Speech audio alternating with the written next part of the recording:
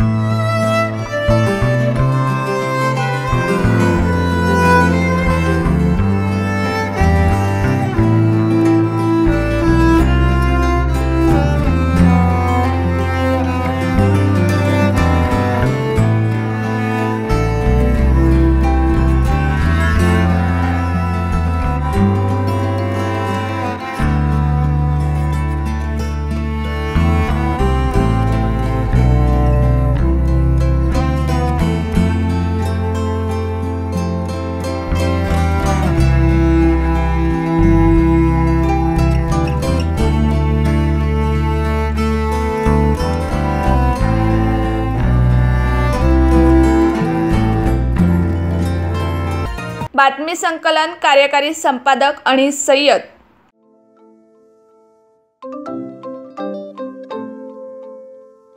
नवनवीन आणि ताज्या घडामोडींसाठी आज 24 तास सबस्क्राइब करा।